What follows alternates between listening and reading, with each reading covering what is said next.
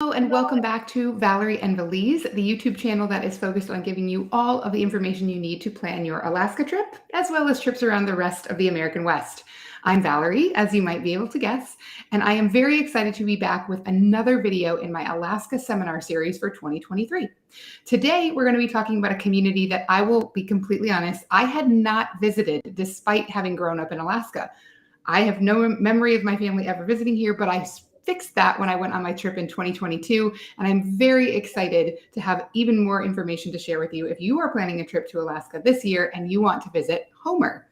So I don't know why my family didn't visit, but anyway, I made up for it. That's part of why I love going back to visit Alaska time and again, because there's always somewhere new to explore.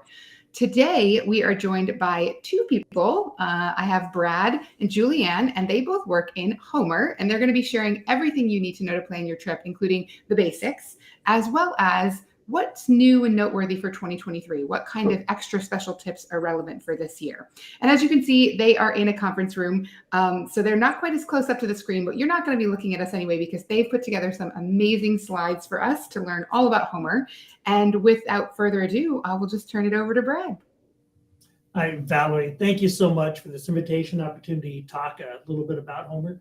Both Julianne and I, we work at the visitor center here, which is part of the Chamber of Commerce for Homer. So we kind of do both functions. We represent our local businesses here as well as we have 4 different visitor centers around town that we maintain. So we're pretty good at answering a lot of questions of anybody who is thinking of planning a trip down here. And we're here. We have over 20 volunteers that work in our main visitor center.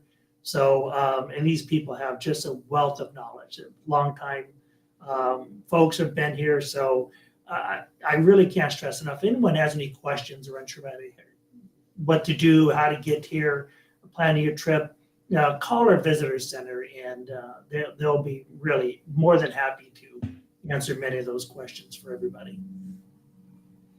So I want to talk a little bit about Homer. Part of the reason you hadn't been here before, Homer, we're based at the end of the road is what we're kind of mainly referred to.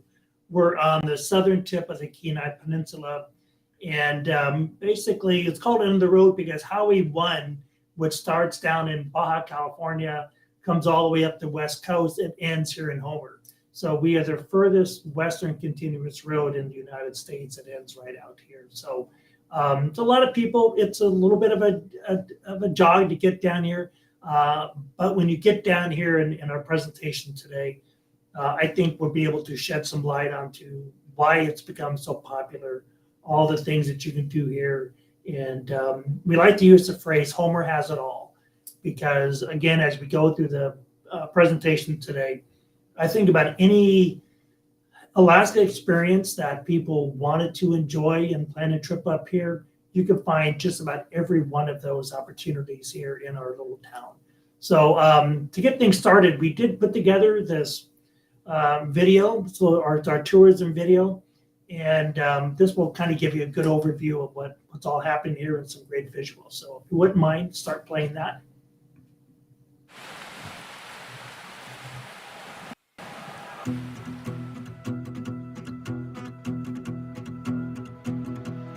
Heading out on our own with our hope in the clouds, and we're starting to see that we're onto something. Feel it coming, we'll keep running, nothing in our way, and we got no reason to wait. Let the journey take you where it wants to. We'll continue to find our way through anything we face. We got what it takes. Here we go. All we need is an open road and a chance to see a never-ending world that's beautiful. Here we go, with the sunlight on our skin. It's a brand new day, it's ours to take, and we will let it in.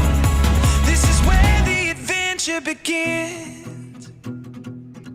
Every step, writing stories that seek to be read, taking hold of the moment as we discover every color filled with wonder.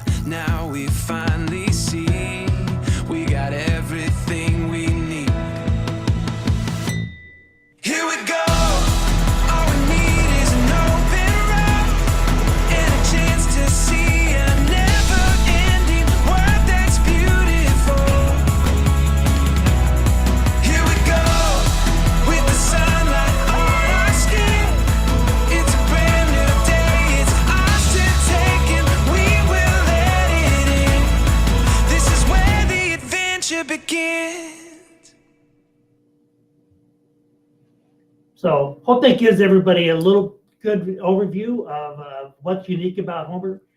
We're a little coastal community here, so we're surrounded by the Kachemak Bay inlet that goes across the bay to Kachemak Bay State Park, and then Cook Inlet, which comes down and ends up in the Anchorage area. So we have all those coastal aspects of a little town like that, and but with all kinds of things you can do inland as well. So if you can go to the next slide, I'll talk a little bit about kind of where we're located, so people can make those plans on how to get down here. But one thing I do want to just bring up before I forget, if you've never planned, if you've never come down to Homer before, it's one of the most frustrating things we deal with are people who all of a sudden do a very impromptu, oh, I want to come down in July or August and come down and stay and plan a trip. We book out those months and months in advance. In fact, I'm hearing from a lot of our hotels and activity businesses around here that most of that time is already booked for July and August. So there's still some openings. We got some newer people over here, may not be filling up quite as fast with the repeat customers, the thing. But I just really stress, if you do want to plan on coming down to Homer, make your reservations early if you're wanting to do those key months. But we do have some openings and more availability if you're looking into the May, June, or September timeframe. Or we do have lots of year-round activities if you want to enjoy a winter opportunity up here as well. But basically, if you land in Anchorage, we're about 222 driving miles south of that, and it's a very scenic highway. It is one of my most favorite things. For me, I've only been up here about 5 years myself. I came down here the first time to this region almost 10 years ago, and it just never left me since that visit. So I had to figure out my path out here, and I finally got up here. But what really hooked me on this whole area is that drive coming down here. It is just absolutely spectacular. So I would encourage, if you have the time, it is well worth investing that effort to get a car, make that drive, and then spend some time stopping along the way and visit all those different towns. It's about 4.5 hours if you were to try to drive it straight. Again, plan a little bit longer because you don't want to miss stopping at Cooper Landing and see the Kenai River through there. The whole Turnagain Arm as you're leaving Anchorage, coming down towards Girdwood and finishing the bottom of that. It's just absolutely memorable. And with the tide changes that happen there, sometimes you'll see the board tide happening and people are out there with their surfboards surfing. That would happen our first trip up here. I just couldn't figure out what in the world they're doing, but the tide changes are so dramatic, it creates this little wave out there that you can basically be surfing in one place. So, so just head on south and pass through, like I said, Girdwood, coming down into the Kenai Peninsula, going through Cooper Landing, coming down to Soldotna, and then Kenai is a little bit further off the track. You'd have to go a little bit off the main highway to get down to Kenai. But if you continue down Seward Highway, you'd come down to Homer. And then Seward, you could also access Seward. That's a little bypass as you come down here. But for the Kenai Peninsula, Seward, Kenai, Soldotna, and Homer are some of the key cities on the Kenai Peninsula. And if you go to the next slide, we'll kind of give you an overview of some of those distances here. So if you're doing that road trip, I said it's 222 total miles. So And if you go down to Girdwood, Valerie, I'm sure you've been there before. That is just a beautiful little town. Gets very popular in the wintertime, especially. It's a fantastic ski resort up there, but it's a quaint little town. Got some glaciers up behind it, and then in the summertime, you can go up to the top of that hill and an amazing restaurant up there and overview that whole valley.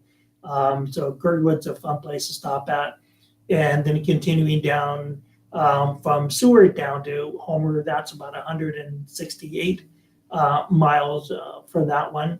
And then down to Cooper Landing, Soldotna, and so on coming down here.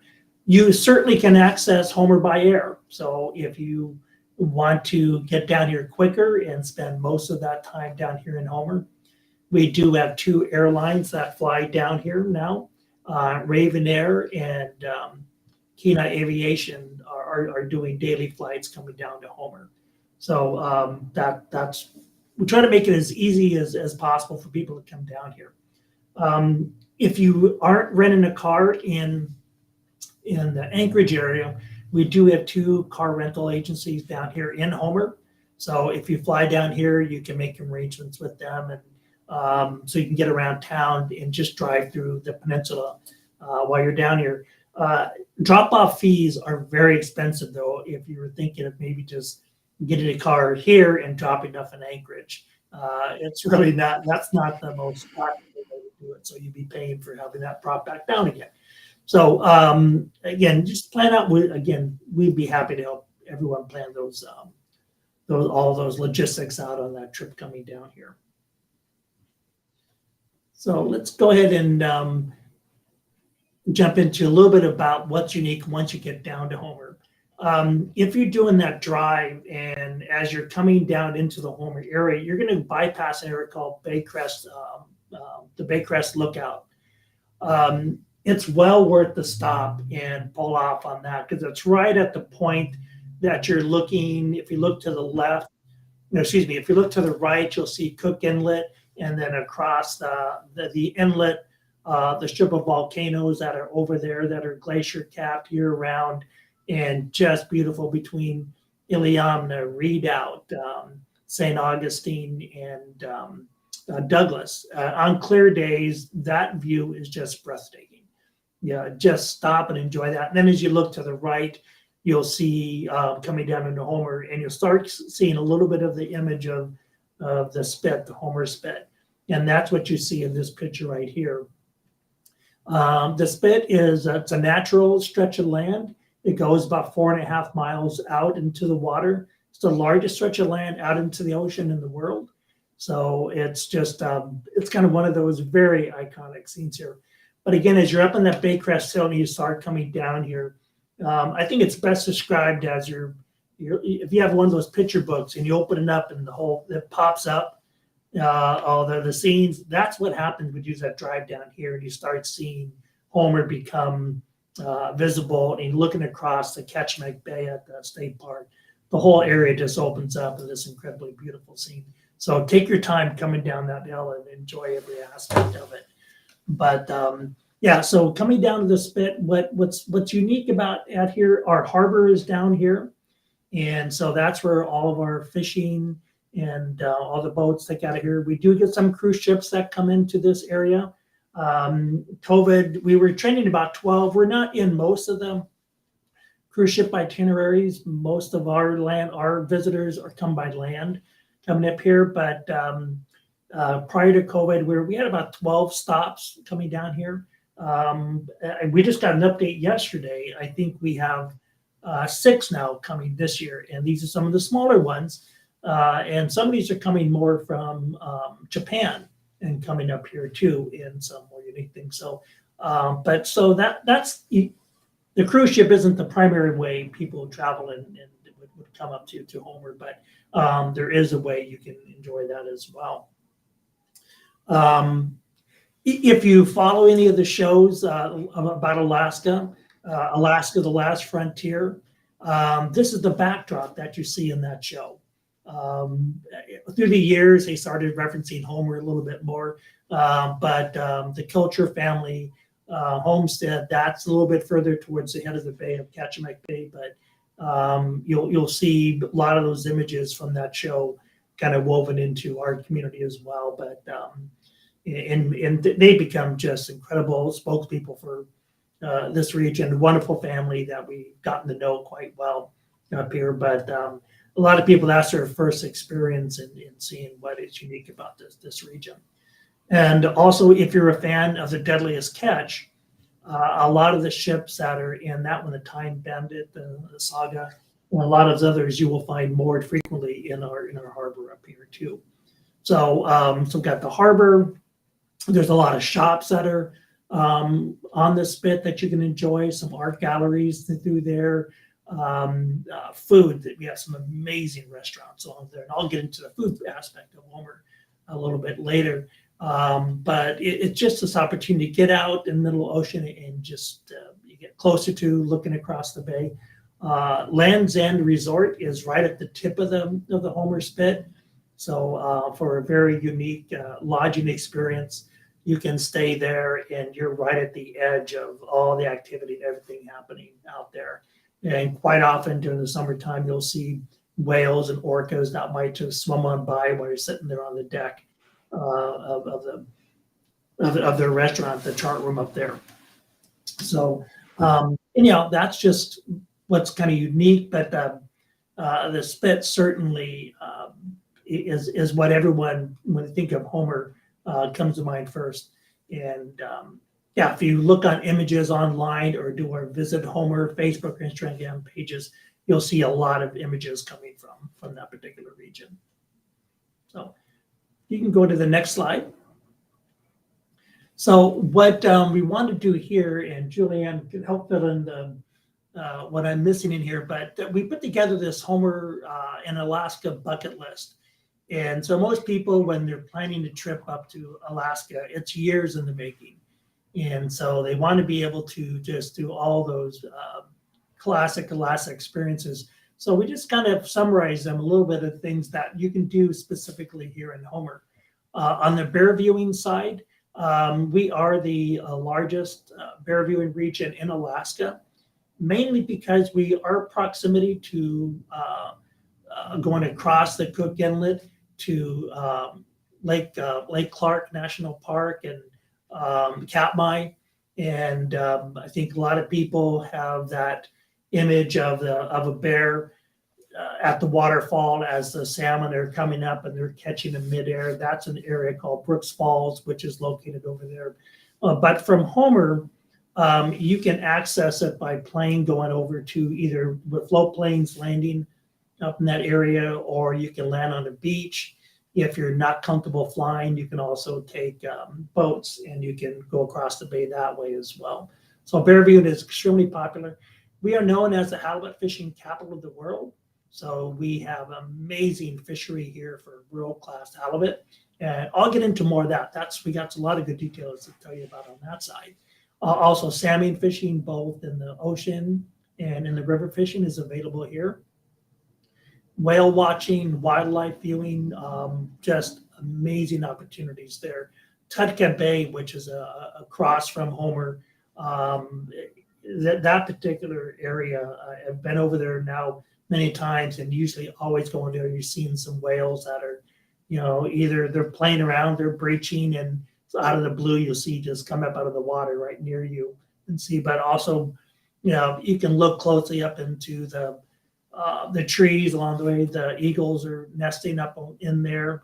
We have otters playing around the whole time, and just amazing fishing as well. That's just a beautiful setting for you. We also do a lot of kayaking here. So most of it is sea kayaking, but you can also take some hikes up to Gerwig Glacier Lake up there, and there are some paddle boards, or you can, we have inflatable paddle boards now. In our video at the beginning, you saw the person there pumping up a paddle board and going on to Gerwig Lake up there, and you paddle right amongst the icebergs, floating ice, chunks of ice up there from Gerwig Glacier. One of the most popular hikes is doing that. So that's a fun adventure you can do here. One of the up and coming things for our area is diving and spearfishing. We're getting a lot more people wanting those unique adventures here. So a couple of our business up here, Coldwater, Alaska is probably the one who's specializing most in taking people out on those kind of experiences. We hold the world record for the largest halibut spearfished out of here. So that happened, I believe, in 2019. You'll have a very unique experience. I have an amazing picture I'm going to show you here soon about what that's like. Hiking in Kachemak Bay State Park, like I mentioned, you can do a water taxi coming off of the spit, and it's just a short hop over to some of those areas and going hiking across the bay over there. If you go to our website, homeralaska.org, a lot of that you'll find more information on what it's like across there where some of those trails are. But they're very accessible and absolutely beautiful. There are some yurts and camping sites that are available for free to stay at. And a lot of beaches you can also go camping at. We have a couple companies over here that if you really would like to go over and camp out across the bay, they can set you up in all the camping gear that you need for that. So lots of opportunity in that area and hiking across the bay. Another area that we are specializing in more and more here is our from ocean to table and farm to table dining experience. Our agricultural area is growing. We're working hard to be a little bit more self-sustaining on some of our food supplies. Mentioned earlier, we are at the end of the road, which means things sometimes get more costly and difficult to all come down here. A lot of our supplies go and get come in container ships to Anchorage and then eventually make their way down here. So we're trying harder to create a broader area here that either between summer garden, the large commercial gardens up here, or also greenhouses and things that can be working more year round to create more local sourcing of foods here. But of course, the seafood that is harvested out through here and brought to the table, you're not going to find anything fresher and more enjoyable than those experiences. Birding, we have amazing birding opportunities. We kick off our summer season with the Kachemak Bay Shorebird Festival, the first weekend in May. And so if you're a birder and you want to see a lot of the birds just starting to come back into this region, that's a wonderful time of year. And they bring up a lot of guest speakers and show some incredible sites to set up your photography equipment and catch the birds as they're coming in a very natural state. That's a wonderful time to visit as well. Photography, the scenery around here is just absolutely phenomenal. So if you're a photographer, photo tourism is a big growing market for us. And so if you want to come up, there's more workshops that are starting to appear on how to take advantage of that. But you'll have endless amount of opportunities to take some extremely memorable photos. Camping, you can either camp here throughout the town on some of the beaches here or go across the bay and find some great camping areas there. I mentioned glaciers. You can see them very easily from all parts of town over here. And we do have a couple companies, Alaska Ultimate Safaris. They have some helicopters that will take you and land you on some of the glaciers. One of the things become more popular now is if someone's getting married, to fly out onto the glacier and hold your wedding out on that kind of a site. There's people that are setting up some glamping sites on some of the glaciers, some really deluxe little yurt tent settings up there that you can experience something unique like that as well. So fresh oysters is a big part of up here, and it's a growing industry for us. In fact, we just got a big federal grant that came to the state to try to help expand some of the mariculture industry here. And so we've already had a fairly good industry, but we're looking forward to seeing that expand and how we can continue to grow some of those ocean farms and opportunities around here to develop more of that, and both here for consumption locally, but also more of an export product for our region as well. The peony farms. We are the only region during the summertime, especially in July, is when all of the peony farms come into its peak season here. That we're the only region in the world that grows peonies at that time of year. And so Alaska gets very popular when people are planning weddings, and the peony flowers are the #1 wedding flower of choice now. It's become a huge industry for us. Here in Homer, we have over 25 farms that now grow these and make these available and ship out around the world. And so we have now created this will be our 4th annual peony celebration. Yeah, our 4th annual peony celebration is happening during the month of July. And so if you're visiting up here during that time, and if you want to see these amazing flowers being grown in person, we have the farm. A lot of our farms are setting up tours and workshops on how to grow them, how to do the arrangements of them. There's just so much you can do and see, but absolutely beautiful flowers there. So, that's another unique aspect of Homer.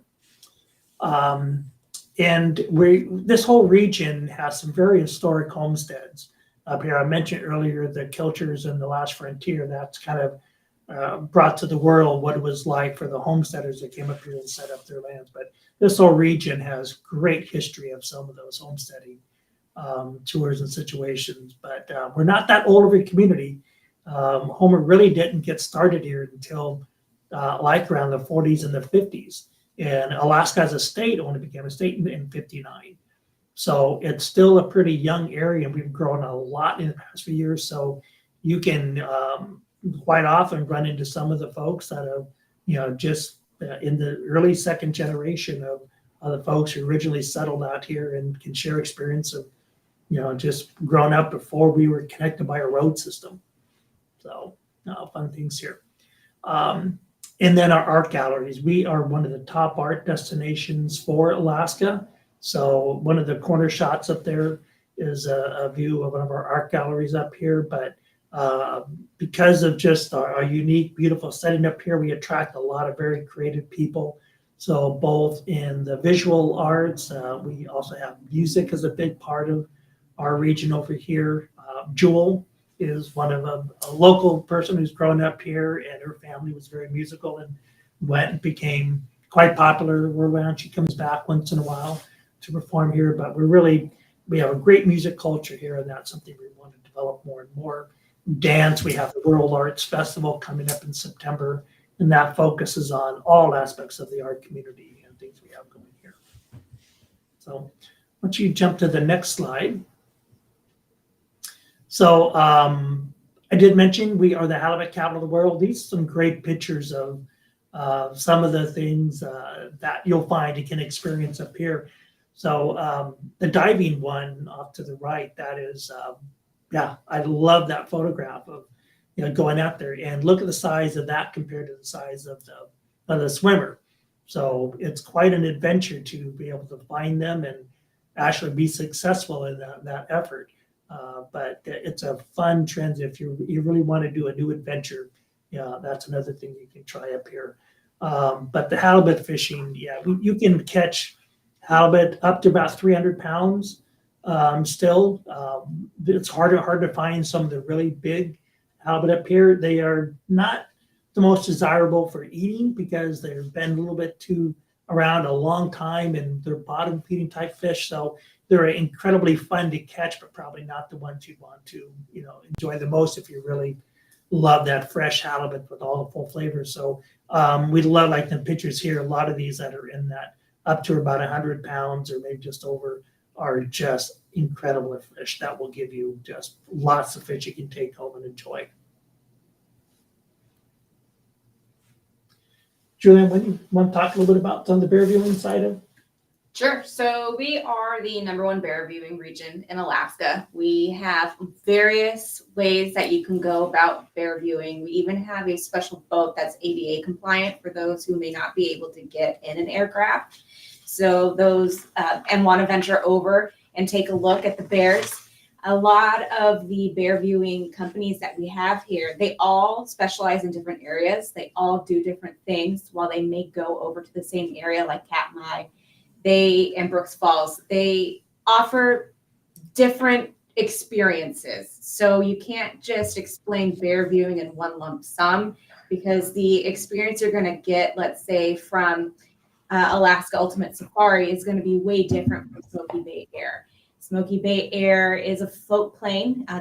So is Alaska Ultimate Safaris, but the way they land and the way that they showcase the bears are different. So some out here, like Emerald Air, have naturalists, and they explain the whole process of bears, what season it is, what they're doing, if they're putting on fat to be able to sleep or hibernate, I should say, for the winter. Different aspects, different tours, different feelings. Some you can get right in onto the bears and they may be a couple feet from you and you can get some photos. Others, you're going to be landing on the beach, so you're going to see them from a beach view. You might even get to see some of the cubs coming down as new cubs just coming in, barreling down for the water. And then you might even see them from a distance, grouped up together with other people up in Brooks Falls, up on some of the areas of that, to view from downstream or get that iconic salmon going right to the bear's mouth. So it's quite an experience, and we have all different types that you can do. And I definitely am here, like I said, we're definitely the #1 bear viewing region in Alaska, because we have multiple venues, multiple avenues for people to go, and different experiences from each one that you can see. So if you come up one year and really loved going on Smoky Bay, but you want to check out, Alaska Ultimate Safari or Emerald Air, you're going to get a different experience no matter which one you go with. Still exceptional though. I think if anyone is like me growing up, and many of the viewers are the same way, you grew up just wanting to stay as far away from a bear as you possibly can, because they're dangerous and you can be pretty aggressive. And what is really unique about here, the area where we go across and do a lot of this bear viewing, there is such an abundance of food available there. And it's a very remote area. It's really only accessible by these methods, either by those float planes or by special boats that have the ability to get up in there.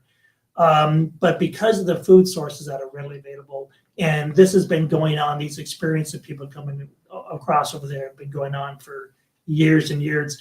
The bears don't feel threatened at all with people coming in. The guides who go with you are very experienced and will make sure you're safe and you stay safe distances away. But there's no threat. They do not feel threatened. But you try to be cautious, certainly, and your guides will give you all the ways to prepare and what not to take with you.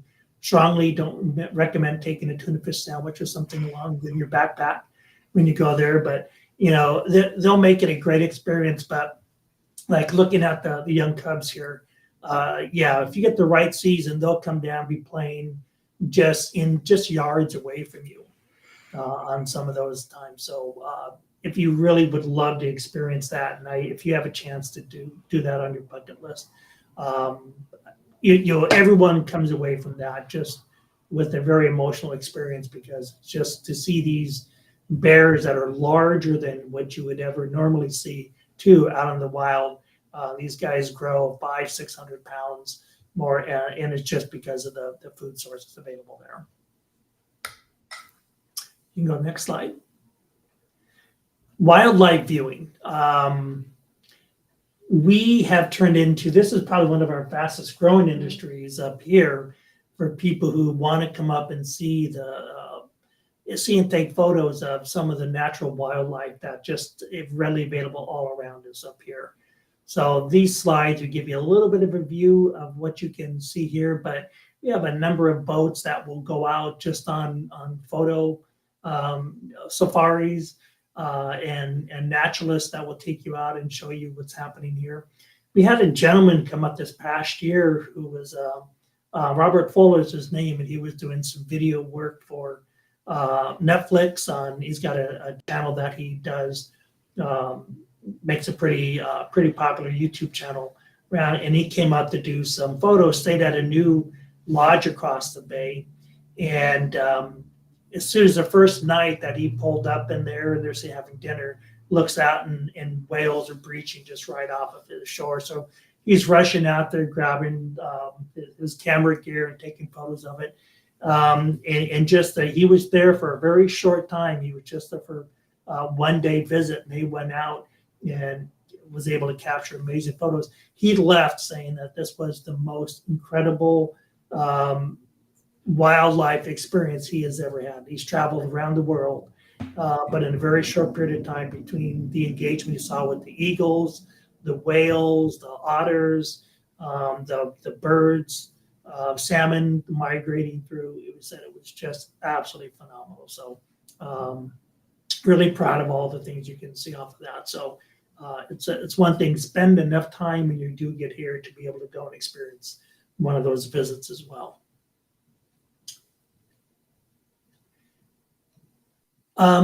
Mentioned earlier about we're our foodie town. So especially if you're from Alaska, those that live up here in the Anchorage and Matsu area, different parts, really are the ones who know and claim Homer as its foodie town, because we have just amazing restaurants and chefs that come down and put together just the menus that you just won't believe. There's a couple of visuals inside here of just between our locally sourced produce and the fresh caught salmon and halibut and shellfish around here, in addition to more and more we're locally sourcing some of our own beef and pork as well. And so the food that you can experience when you're here is absolutely outstanding. Then we also have a couple of breweries up here, 2 meaderies now, our own winery, Bear Creek Winery, that is there. And so, again, I couldn't stress enough, plan some extra days to come in, because you're going to want to experience all these things over here. And if it's just you're coming in for a day, a lot of people leave very frustrated because they've left out on so many opportunities, but you'll have no lack of incredible dining experiences when you come down here. So I want to get in a little bit what's new for 2023. So because, like I mentioned, our culinary scene is growing so much, it's become such a draw for our region. We're putting together a week-long event called the Taste of Homer. And so that'll kick off in May 13th. Actually, on May 13th to the 20th, but we start with the Food Truck Festival on 13th and 14th of May. And then throughout that next week, all throughout town, a lot of our restaurants were putting together some food pairing events, so some whiskey tasting events I hear are being planned, doing cooking demonstrations and classes.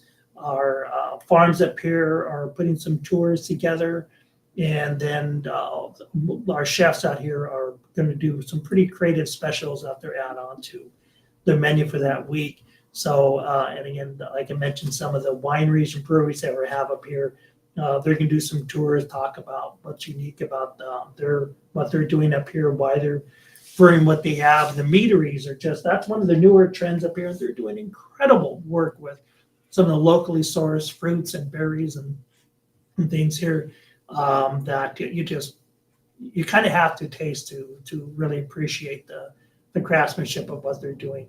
But this is an opportunity to really fully enjoy all aspects of our culinary scene. And the next slide, we also have the Halibut, Homer Halibut Festival coming up. And so that'll be during the month of June. And again, because I talked about the importance of this industry up here and the halibut fishing capital of the world, we want to take this opportunity to showcase that industry and everything that's involved with it. So we're doing a derby for the whole month of June. So we'll be handing out an award and a cash prize for the largest halibut caught during that month. We're putting on an event to kick off the month called the Big Butt Ball. So we decided, Homer's a pretty quirky little town, very artsy. We thought this is what better place to have something like that to kick off the halibut celebration event. So that'll be, lots of music and fun, food at that event.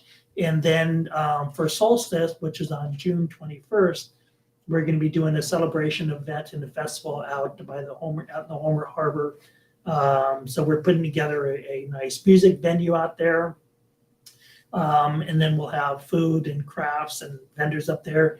And we're going to have a deckhand skills competition for the day. So letting some of our deckhands out there that have spent all the time kind of keeping the experiences safe and fun for everybody out on the water. Well, we're going to kind of put their skills together and see who's the best of the group.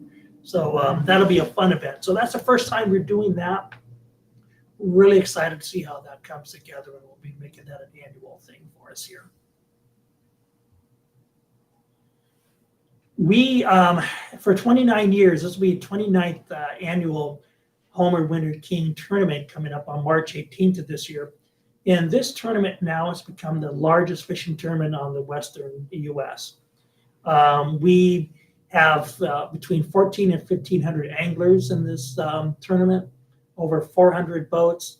We hand out over $220,000 in cash prizes during this tournament. It shows in here a couple of our last two winners, what they got in total earnings for their top fish, $87,000, $84,000 on that. So it's just a fun event. It's in a time of year in March when we're just breaking out of winter a little bit, and so you get that spring feel, and it draws people all throughout Alaska. We have a number of people who are making reservations right now that are coming from the lower 48 as well, who want to come up and enjoy fishing up here. And we're hearing some incredible news right now of just the amount of king salmon that are in our bay. We've had a little kind of warmer current that's coming in here, bringing a lot of bait fish.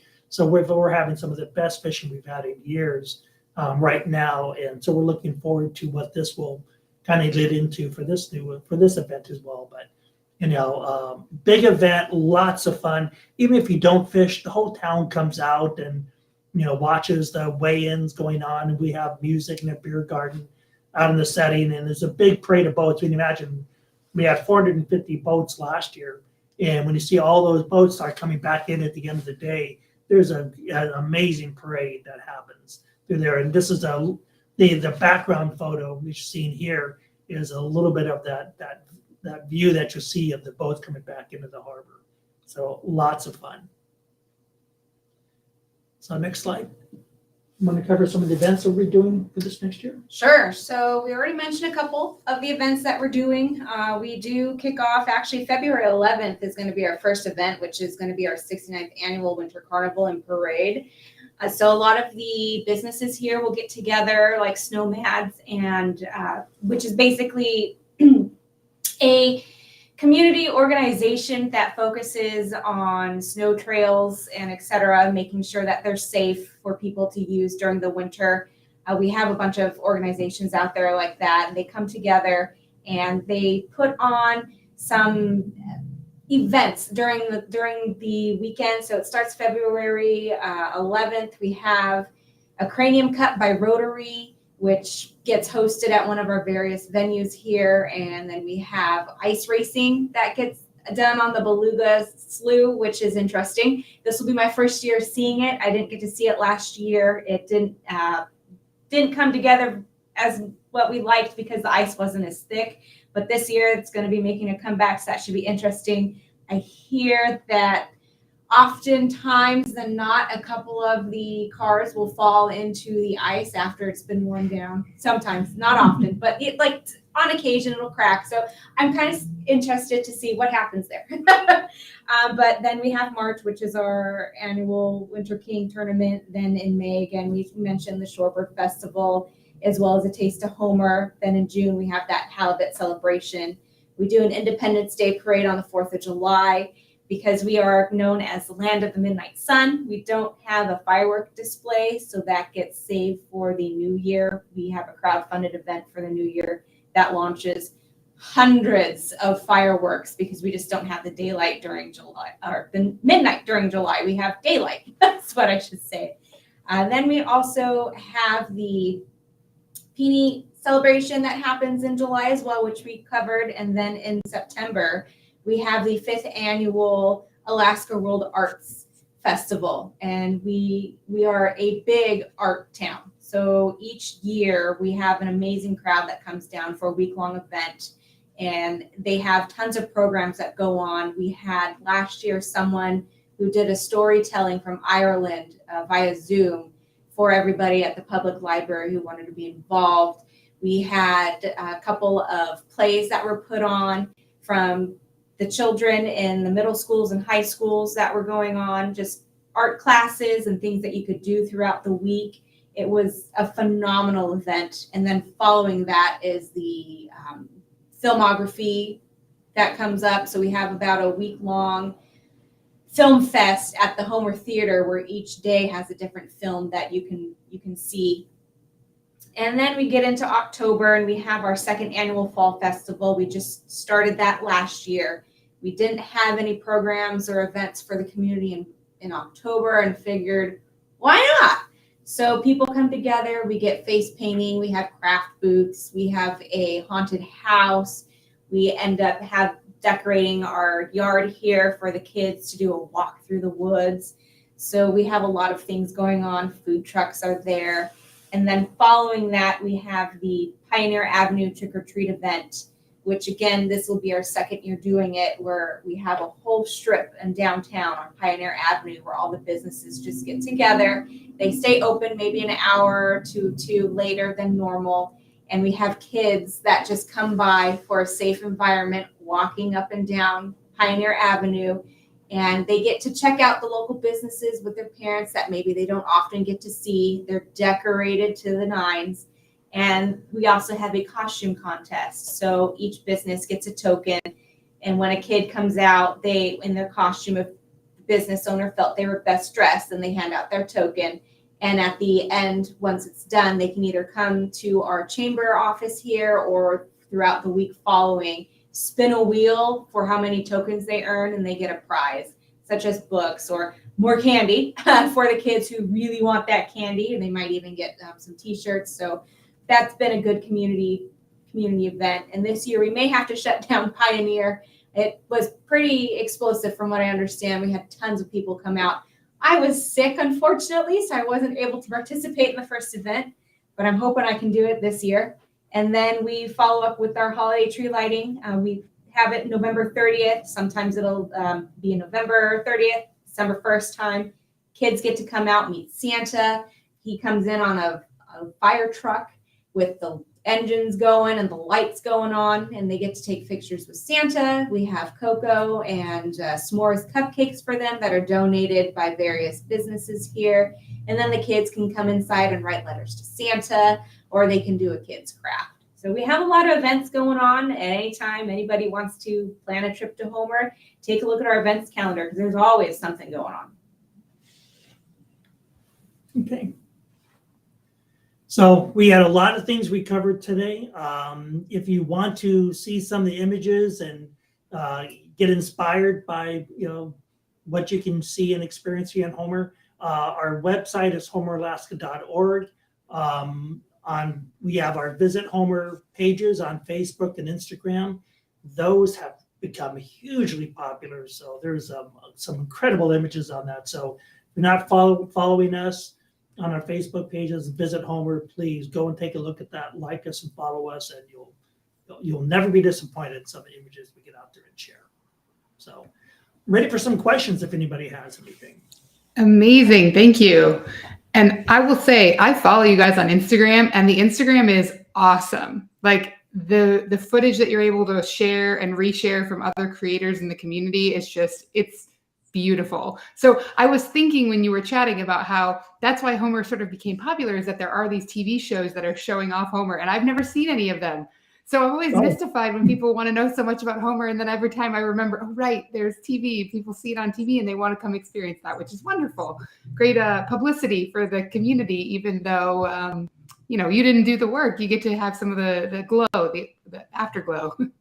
Yeah, I know. I mean, the visuals are just so stunning that it just naturally attracts some of those kind of, folks who want to make, more TV series out of it. But the Deadliest Catch one, it's not filmed here. As you've seen the show, that's out in the water. But boy, we get people that just come here specifically because they follow a certain boat out there and crew, and they want to see it in person. So the Time Bandit's probably the most iconic of the group, and we have people just so excited, want to know when it's going to be in port. So if you do that more in the springtime before they head on out, that's when you'll be able to see them here quite a bit. Yeah. Okay, so let's get to some questions, and we'll try and get through these pretty quickly. During the chat, we had Colleen asking if it's feasible to make a day trip from Cooper Landing to Homer. You can do that. It's probably about a 2-hour, I would plan for the drive for that. Be at least a 2-hour drive. So a good chunk of your day will be just on that experience on the road. So you can come down and experience some shopping, some restaurants, and enjoy a beautiful day over here. It's absolutely feasible to do. I think we find most people leave, wish I had more time to do X, Y, and Z. But yes, it is. If your time is limited and you just are staying in that area and you want to come down and see, it's definitely worth making the trip down here. And yeah, like I said, it's about a 2-hour drive, maybe a little bit more for you. Perfect. Thank you. Here's one from Joe. He asked this actually in advance. And you mentioned in the presentation that there's options for camping in Homer, and you even mentioned camping on the beach. So can you tell us a little bit more about that?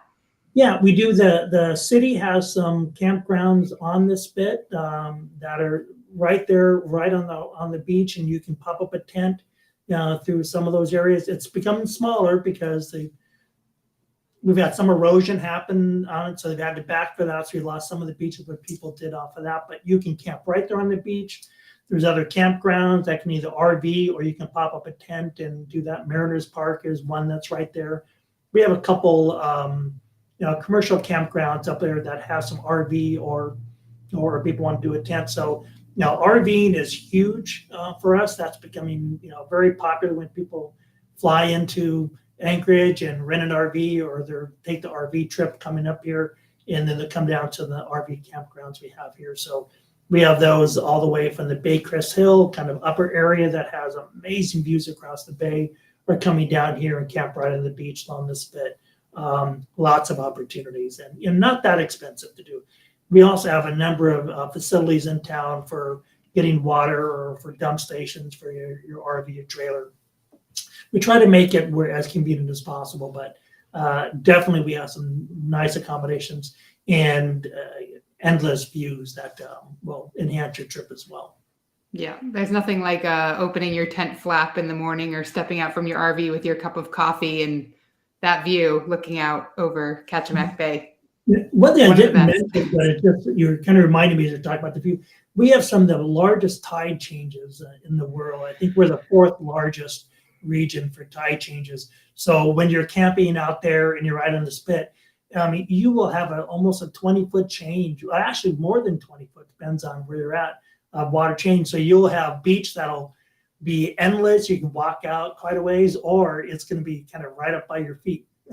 So that in itself is just a sight to see. But if you want to enjoy tide pooling, look at the tide charts and things. And if you got some of the real low tides, negative tides, you have just the starfish and animals. You can see life. You can see it. That just are absolutely breathtaking. So good time to come up with that.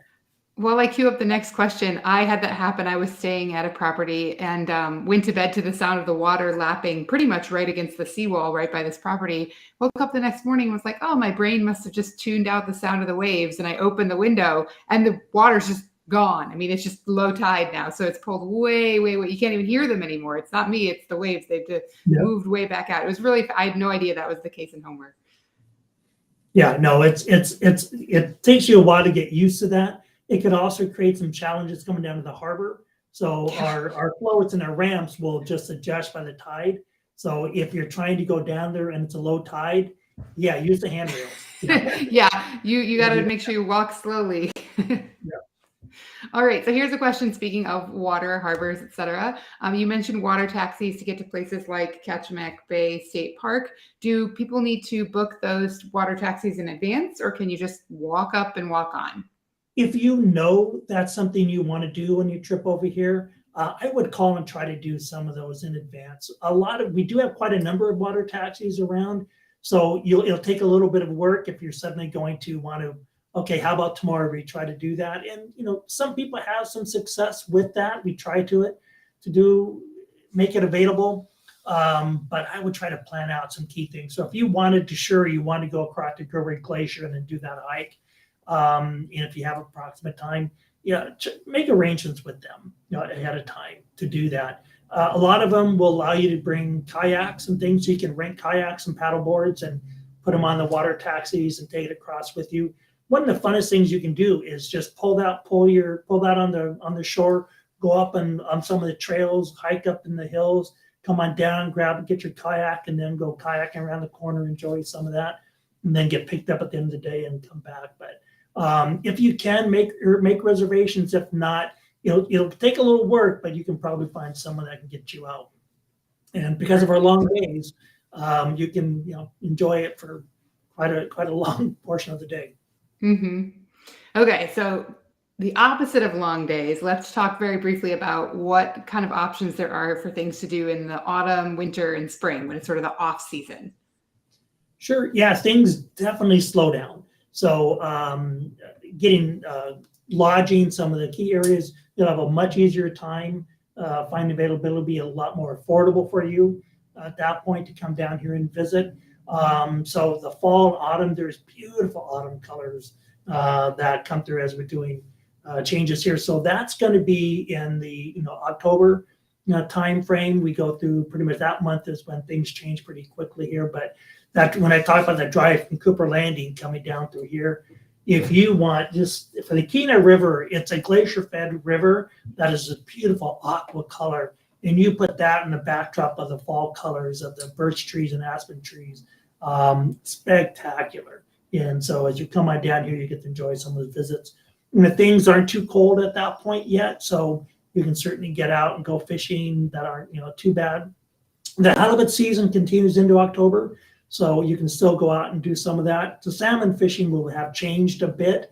At that point, the river salmon will be gone. That'll be already at season, but you can still do year-round fishing for some of the feeder kings in the bay. As you go into winter, we have amazing ski trails here for cross-country skiing and snow machining around. So, and that's one of the things that people just never really get full credit for. Because again, some of the views that you saw looking across the bay, we have these trails that are up on some of the hills outside of here, and you're skiing looking across these beautiful settings. So very memorable. The ski trails are groomed perfectly. We got a group of people here that are out there all the day making sure those conditions are good. And then some of the lakes we have around town, Beluga Lake and a couple others, freeze up, and they have ice skating up there. And gentlemen has mentioned they get in and do some ice racing on it when it gets frozen up. But there's a lot of activities that you can do. Because we're a coastal community in the wintertime, our temps don't get that drastic. You don't think of the real negative Alaska temperatures really don't happen here as much. We're kind of in the teens and 20s. The good part of our winter. We'll have an occasional time where we'll get into the single digits, possibly negative, but really in the teens and 20s is where we are, or up into the 30s. So it's still, you can get around, enjoy part of it, and enjoy a much slower pace here. Amazing. Springtime is really one of those also that if you can come up in May, spring for us is really like April and May into June. That's a fantastic time to come up, and a lot of our businesses are starting to come back and open up at that point. So if you could do a May and June timeframe for a visit, you'll find a lot more affordable and a lot more opportunity to get on some of those excursions all around town. Perfect. Thank you. Okay, let's do one more because I know we're just approaching an hour here. So this is one where I will leave it up to you both to decide whether you want to have a party line answer, some official answer, or if you want to just share your favorite place. If you had one meal in Homer, where would it be? Everybody's got one because it is a foodie town. So you want to you have a recommendation? You're relatively new up here. So I am relatively new, and that would really depend on what it is you're looking for. I absolutely love, in the summertime, Captain Patty's. It's on the spit. It's amazing. It has gorgeous views of the bay. Their food is delicious. You can't go wrong there at all. Perfect. But again, depending on what it is you're looking for, I absolutely also love Vita's Thai, which is a Thai restaurant. Her food is delicious. It's Thai food. It's warm. It's cooked to perfection. It really is just what you're looking for. How about you, Brad? If I had to choose one, I would right now. We have a new restaurant that opened up. It's called the Cannery. This was the first year. That was my vote. Yeah, and the chef and the folks that kind of put this together, they've been at different places over here, learned a lot of good lessons, what people were looking for. Very creative guys. They have a beautiful location here in town that they just opened up, and their menu is very creative, but they're extremely talented chefs, and so you cannot miss a great dining experience. Their craft cocktails are just unbelievable too. So for a whole experience of amazing food, enjoy some different drinks you probably have never even thought of. And then if you look back, the setting looks out over the bay a little bit too. They're great place. Love what they're doing over there. And they're open year round. So when you come around here, they change the menu a little bit in the off season. For the locals, we love it because it's a little more affordable and more home style type options in there. And again, they just keep adjusting by what are you guys looking for? They'll put surveys out. Hey, if you had a chance to add some to our menu, what would you do? And yeah, they're listening and making some of the adjustments. So I just love the creativity that they're doing and bringing a whole new vibe to the community. So yeah, I had a very hard time when I was planning my Homer trip deciding where to eat because I had like 6 meals total and there's like 15 places that I knew I needed to eat. And so I ended up going to the Cannery, which was awesome. If you're watching this replay or live, you need reservations in the summer. You will not get in if you do not have a reservation any day of the week. I got in because I was a solo traveler and I sat at the bar. But if you want to have a meal, I highly, highly recommend getting reservations with them. Not every place in Alaska that's great does reservations, but they do. So get reservations if you want to eat there, but you really can't go wrong. I mean, I agree. There's something for everyone in Homer when it comes to food. So it's just a matter of deciding between the great options rather than wondering what you're going to eat in the first place. And you have to try gelato when you're out of the spit too. I haven't. Okay, I haven't. Got to come back. Oh, tough life.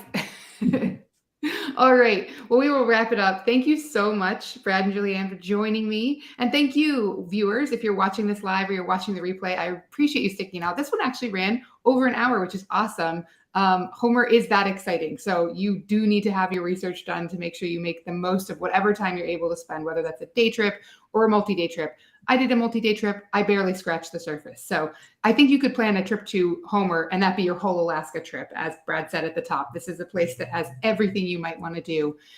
If you still have any questions, you can go into the comments below this video and leave them there. I am watching them. And then I will make sure that the team at Visit Homer has the link as well. So they're going to keep an eye out in case there's any questions I can't answer personally based on my experiences. They have a ton of resources available. And speaking of resources, I will have links to the Visit Homer website as well as to their social media channels in the description of this video, along with a recap. So if you are like multitasking and you maybe missed something and you want to go back and check what you missed, there'll be notes in the description. So go check that out. I multitask too, no judgment. Then lastly, if you like this video, please like it here on YouTube. That helps other potential Alaska travelers find this video. It is how the algorithm works. We live in a world where that's necessary. So go give it a like. You can give it a dislike, but I don't know why you would. So give it a like. And then if you want more videos in your YouTube world, subscribe to my channel because this is one of several seminars I'm doing this week live, but the replays are all available in a playlist. And I have lots of other ideas planned for Alaska videos in 2023 to make sure you have the most accurate and up-to-date information. So again, thank you for joining me, Brad Julianne. Thank you for everyone who's been watching, and we will see you on the next video. All right. Thank you.